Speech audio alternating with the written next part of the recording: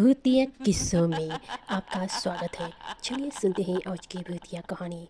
विकास अपनी कंपनी में बहुत ही खुशी से काम कर रहा था। काम करते करते बहुत दिन हो गए थे और उसे अपने गांव की याद आ रही थी जहाँ की उसके चाचा रहते थे। चाचा ने कहा था जब भी तुम्हें टाइम मिले 4 दिन आके रहना, तुम्हारे दोस्त भी बहुत याद कर रहे हैं। ये सब विचार करके विकास अपने गांव की ओर चलने का निर्णय करता है और कंपनी से छुट्टी लेकर गांव में चला जाता है। गांव में उसके सब दोस्त बहुत ही ज़्यादा खुश होते हैं। विकास आ गया। गांव में बात फैल गई। उसके 7-8 दोस्त ही सब मिलने को आ गए। उसका एक पेट दोस्त था जिसका नाम था सुभाष। वो उसे सुब्बू कहता था और दोनों बहुत ही खुशी से रहते थे।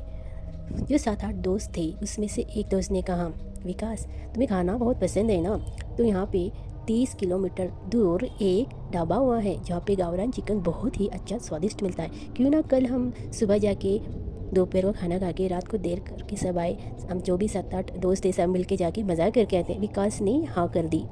सब दोस्त चले गए, सिर्फ उस दोस्त जो उसका पेट दोस्त था सुब्बू को छोड़कर।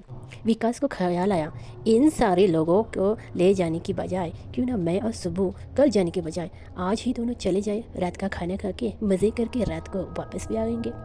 सुब्बू ने हाँ कर दी। तो विकास और सुब्बू दोनों मिलके अपनी फटफटी लेकर सीधा उस ढाबे की ओर जाने लगे। धीरे धीरे करके रात के 9 बज गए। वो ढाबा में जाके मज़े करके खाना खाए। पेट भर के खाना खाने के बाद ऐसे ही थोड़ा वॉकिंग करके फिर से अपने घर रवाना होने के लिए दोनों फटपटी पर बैठ गए। थोड़े ही दूर जाने पर उनकी गाड़ी खराब हो गई। तो एक मैकेनिक के पास विकास ने अपना गाड़ी ठीक करा लिया। पंक्चर वाले ने कहा, भाई साहब अब इस रोड से जा रहे हैं ना, ज़रा देख के जाइए खुशी से जाइए, मगर कहीं पे गाड़ी मत रुकाना। विकास ने हाँ कहा, मगर सुब्बू को लगा ये मैकेनिक ऐसा क्यों कह रहा है। खैर दोनों फटफटी पे बैठ के जाने लगे। वो जंगली रोड था, गांव का रोड था, बहुत ही भयानक और एक भी गाड़ी आसपास नहीं घूम रही थी। दोनों चाह ही रहे थे कि उनके सामने एक 14-15 साल का बच्चा खड़ा था और उनसे लिफ्ट मांग रहा था। सुब्बू ने कहा, अरे ये लड़का लिफ्ट मांग रहा है। विकास ने कहा, अरे उस मैकेनिक ने कहा है ना गाड़ी मत रुकाओ, तो हम नहीं रुकाएंगे। मगर सुब्बू ने गाड़ी रुकवा ही दी और उस लड़के से पूछा, क्या चाहिए बेटा, मुझे उस गांव में पहुंचा दो जो आप जा रहे हैं ना, उसी गांव में। मुझे बहुत लेट हो जाएगी, मेरी माँ राह देख रही होगी, मुझे छोड़ दोगे ना अंकल। सुब्बू ने कहा, छोड़ देंगे नहीं यार, पीछे बिठवा लेंगे, क्या छोटा बच्चा है तो ज़्यादा जगह भी नहीं लेगा। तो वो लड़का पीछे बैठ गया। तीनों फिर से जाने लगे। जाते जाते ऐसा हुआ कि सुब्बू को ऐसा कुछ तो डर लगने लगा। उसने पीछे देखा तो जो लड़का बैठा था उसके हाथ गाड़ी से भी बड़े नीचे की तरफ बड़े बड़े जा रहे हैं और बढ़ रहे। सुब्बू जोर से चीखा और जो लड़का था पीछे उसे मारने लगा। विकास डरता नहीं था, वो धैर्य से गाड़ी चलाने लगा। विकास जब पीछे देखा तो वो लड़का गायब हो चुका था। सुब्बू भी बोला, अरे वो लड़का कहाँ गया।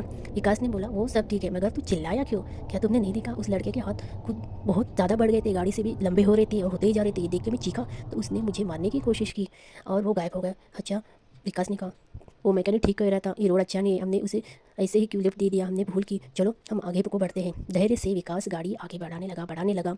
तो थोड़ी देर बाद वही लड़का आगे को खड़ा था। विकास ने कहा, मैं गाड़ी नहीं रुकाऊंगा, यहाँ से मैं गाड़ी आगे ले लूँगा।